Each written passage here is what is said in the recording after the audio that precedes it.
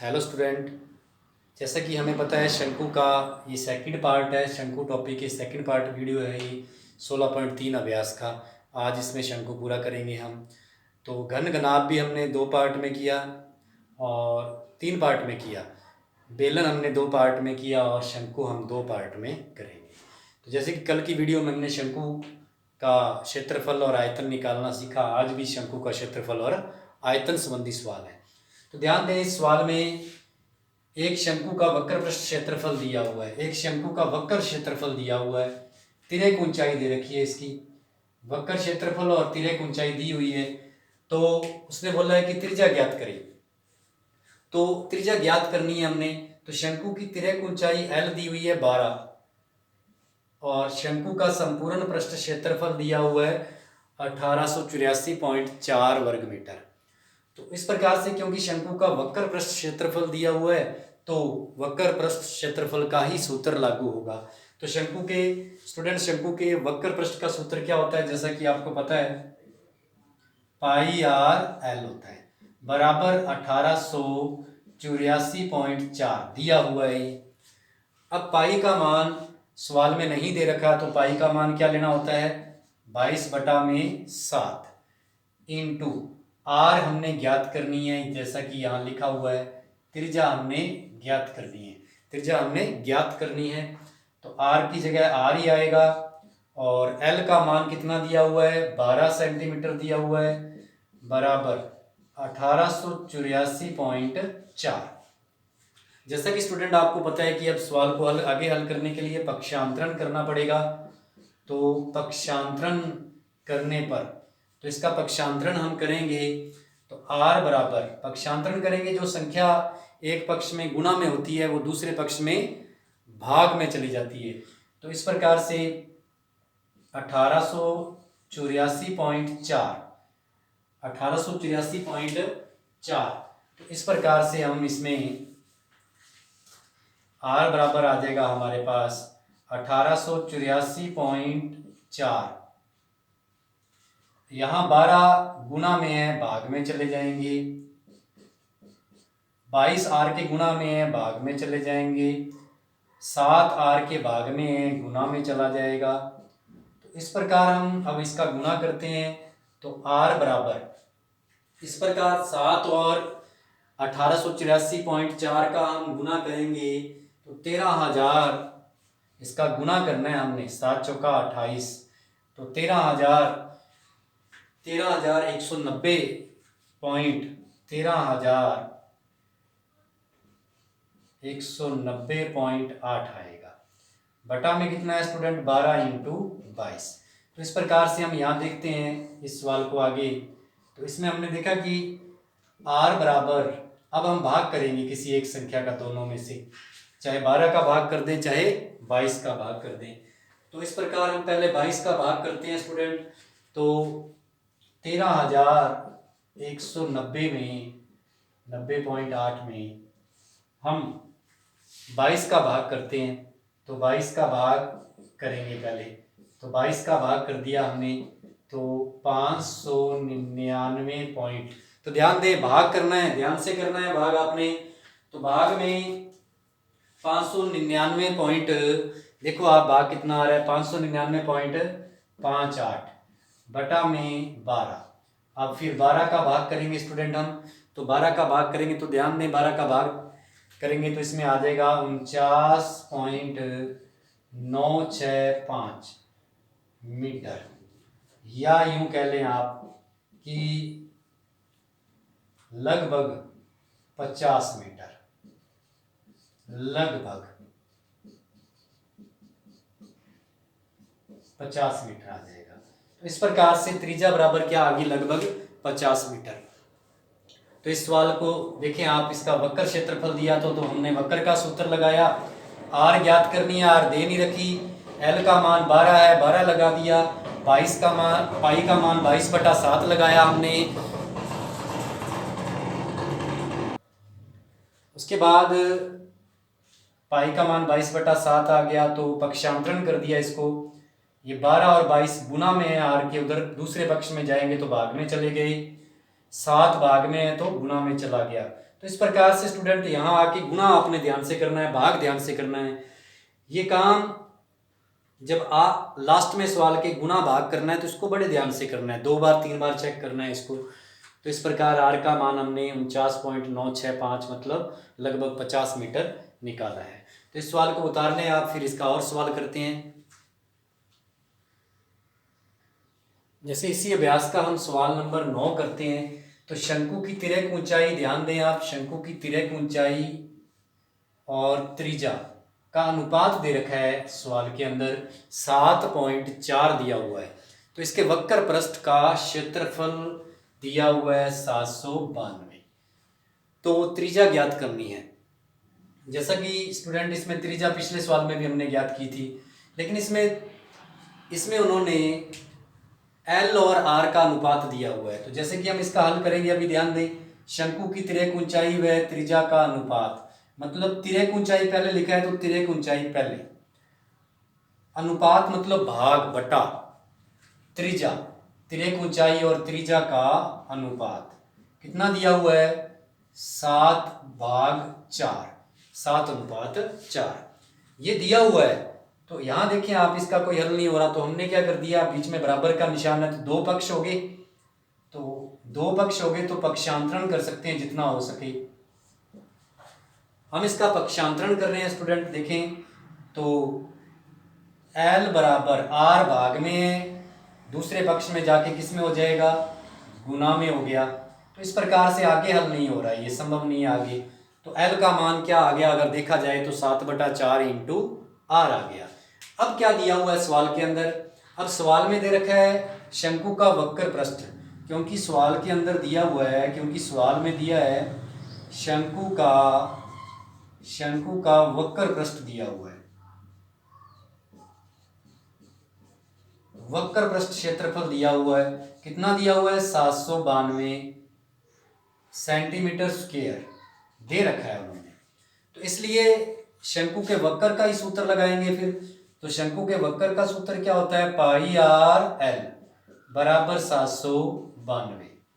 तो पाई का मान नहीं दिया हुआ, तो पाई का मान क्या रखेंगे हम, पाई का मान आ जाएगा 22/7 इंटू आर की जगह पे आर कितनी है, आर दे नहीं रखी सवाल में, तो आर का मान आर ही आएगा।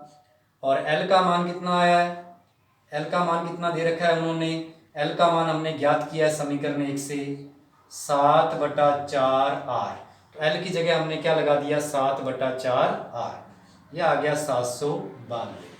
तो ध्यान दे स्टूडेंट, अब यहाँ 7 से 7 चला गया, तो हमारे पास बच गया स्टूडेंट 22 इंटू आर को आर से इंटू करेंगे तो आर की क्या हो जाएगी, स्क्वायर, आर को आर से इंटू करेंगे तो आर की स्क्वायर, और इसके पूरे के बटा में क्या बच गया, 4 बराबर 792। अब ध्यान दें स्टूडेंट, 4 का भाग करेंगे हम तो यहाँ आ जाएगा 2 और 11। अब फिर पक्षांतरण करेंगे हम इसका, पक्षांतरण करने पर ये आ गया आर स्क्वायर बराबर 792 इंटू, ये 2 भाग में पक्ष चेंज होने पर गुना में आ गया, 11 गुना में ये भाग में आ गया। अब आर स्क्वायर बराबर आ गया, 11 का भाग करेंगे 792 में, 11 7 77, उसके बाद 2 बच गए तो 11 दूना 22, मतलब आ गया 72 इंटू 2। अब स्क्वायर हटानी है, वर्गमूल करना है मतलब, तो वर्गमूल करेंगे हम स्टूडेंट, वर्गमूल करेंगे तो आर की स्क्वायर हट जाएगी, और लेकिन सामने की संख्या के ऊपर वर्गमूल का निशान, तो 72 और इंटू क्या कर देंगे 2, तो ये आ जाएगा 144। तो स्टूडेंट 144 का गुणनखंड करेंगे हम, तो 144 का हम गुणनखंड करते हैं, वैसे तो 12 की स्क्वायर होती है 144, तो इसका गुणनखंड करेंगे हम, तो 2 into 2 into 2 into 2 into 3 into 3, तो ये आ जाएगा आर बराबर 2 इंटू 2 इंटू 3, 2 2 की जगह पे 1 अंक लेंगे और वर्गमूल इसका हो जाएगा 2 दूनी 4, 4 किया 12 सेंटीमीटर। तो त्रिज्या क्या आ गई इसकी स्टूडेंट 12 सेंटीमीटर आ गई। तो इस प्रकार से शंकु वाला सवाल कोई भी आ जाए, जैसे कि इसमें अनुपात दिया था तो हमने भी तो अनुपात लिखा है, तिर्यक ऊंचाई पहले है तो एल पहले लगा दिया, आर बाद में है। देखो तिर्यक ऊंचाई और त्रिज्या का अनुपात, ये तिर्यक ऊंचाई और ये त्रिज्या, हमने भी तिर्यक ऊंचाई और त्रिज्या का अनुपात रख दिया। फिर इसको पक्षांतरण किया, आगे हल नहीं हो रहा यही रख लिया हमने। उसके बाद क्या दिया है 792 वक्र दिया है तो वक्र लगा दिया, वक्र में एल का मान हम यहाँ निकाल चुके हैं वो लगा दिया। अब इसको पक्षांतरण करके हमने आर बना लिया। तो स्टूडेंट थोड़ा ध्यान से करना पड़ेगा, सवाल को बार बार देखना पड़ेगा आपको। अभी आपको एक सवाल और करवाएंगे इसमें। जैसा कि स्टूडेंट इस सवाल में अब 11वां सवाल कर रहे हैं, शंकु के आकार के बर्तन की त्रिज्या दे रखी है 10 सेंटीमीटर, ऊंचाई दी हुई है 18 सेंटीमीटर और पानी से भरा हुआ है ये, इसे 5 सेंटीमीटर त्रिज्या के बेलन में खाली किया जाता है। तो ध्यान दें, जैसा कि आपको बेलन के टॉपिक में भी बताया था कि एक वस्तु को खाली करके जब दूसरी वस्तु में कोई भी पेय पदार्थ डाला जाता है तो जिस वस्तु को खाली किया है, जो वस्तु बनाई है, दोनों का आयतन क्या होगा बराबर रखेंगे। तो इसका मतलब ये हो गया, इस सवाल में शंकु की ऊंचाई त्रिज्या, बेलन की त्रिज्या दी हुई है, बेलन की ऊंचाई उन्होंने पूछी है, बेलन की ऊंचाई पूछी है। तो हम क्या करेंगे इसमें, अपने को पता है कि शंकु को खाली करके क्या बनाया है, बेलन बनाया है, तो बेलन में पानी की ऊंचाई ज्ञात करनी है। तो जितना पानी शंकु में था उतना पानी बेलन में गया है, तो उतना भाग, जितना पानी बेलन में गया उतने भाग का आयतन बराबर शंकु का आयतन, क्योंकि शंकु को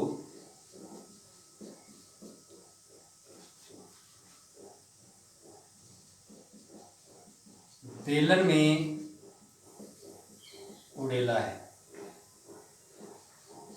खाली किया है, तो इसलिए कि बेलन में उड़ेला है तो इसका मतलब बेलन का आयतन, बेलन का आयतन जिसमें उड़ेला है, बेलन का आयतन बराबर किसको उड़ेला है, शंकु को, बेलन का आयतन बराबर जिसको खाली किया है, जिसमें डाला है उसका आयतन, जिसको खाली किया है उसका आयतन क्या हो जाएगा बराबर, तो बराबर आ जाएगा शंकु का आयतन।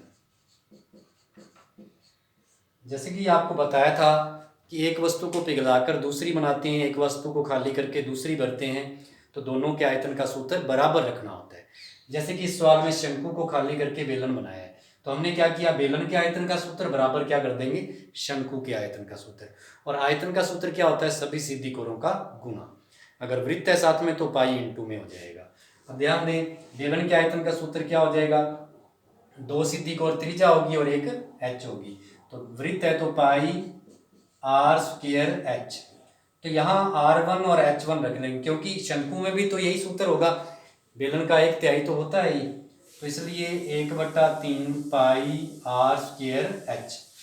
इस प्रकार से हम यहाँ पक्षांतरण लिखेंगे। सबसे पहले पाई का मान रखने की जरूरत ही नहीं पड़ेगी, क्योंकि दो पक्षों में पाई है और दोनों पक्षों में पाई क्या है, गुणा में है, दोनों पक्षों में पाई क्या है, गुणा में है, तो यहाँ भी इंटू में पाई है और बराबर के उधर भी इंटू में पाई है, तो पक्षांतरण करने पर पाई से पाई चला जाएगा।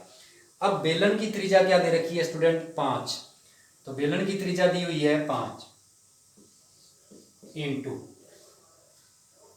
पाई r स्क्वायर है, तो मतलब 5 2 बार आ गया, इंटू h का मान ज्ञात करना है, h1 लिख दिया हमने, क्योंकि h2 है ना तो h1 लिख दिया। अब यहाँ 1/3 शंकु का, 1/3 इंटू शंकु की आर क्या दे रखी है स्टूडेंट, 10 दे रखी है, 10 इंटू 10, और शंकु की h कितनी है स्टूडेंट, 18। इस प्रकार से अब हम इसका पक्षांतरण करेंगे, तो पक्षांतरण हम कर ही रहे हैं इस सवाल का, तो यह आ जाएगा h1 बराबर 1/3 इंटू 10 इंटू 10 इंटू, यहाँ हम 3 से 18 को काट देते हैं, तो हमें ये दोबारा नहीं करना पड़ेगा, 18 को काटेंगे तो यहाँ देखें आप, तो इसमें हमने 3 का भाग 18 में दे दिया, क्योंकि 18 ऊपर गुणा में है, अगर 18 प्लस में होता तो 3 का भाग नहीं दे सकते थे, अगर 18 के आगे प्लस या माइनस का निशान होता तो फिर 3 का भाग नहीं जाता, तो 3 का भाग कर दिया।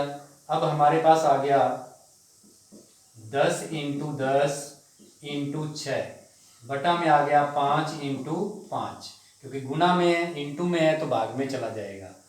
अब ध्यान दें H1 5 का भाग पहाड़ा पड़ेंगे 2 और यहाँ भी 2, तो 4 इंटू 6, तो H1 का मान कितना आ गया 24 सेंटीमीटर।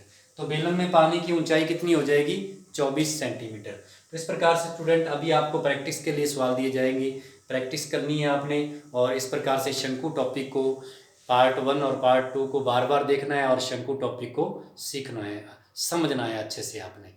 तो ये सवाल आप उतार लें। प्रैक्टिस में ये 3 सवाल करने हैं स्टूडेंट, अपना शंकु टॉपिक पूरा हो जाएगा। तो इसमें पहला सवाल देखें, 10वां 9 मीटर ऊंचे शंकु के आकार के टेंट की परिधि। परिधि क्योंकि शंकु का आधार जो होता है वो वृत्त होता है, तो वृत्त की परिधि दी हुई है, मतलब 2 पाई r का मान दिया हुआ है 44। तो r क्या आ जाएगी, ध्यान दें स्टूडेंट्स, r बराबर क्या आ जाएगी 44 इंटू ये 2, यहाँ ध्यान दें आप, ये आ जाएगी 2 इंटू 22 बटा में 7। तो ये आ जाएगा हमारे पास r बराबर 44 इंटू 7 बटा में 22 इंटू 2। तो इस प्रकार से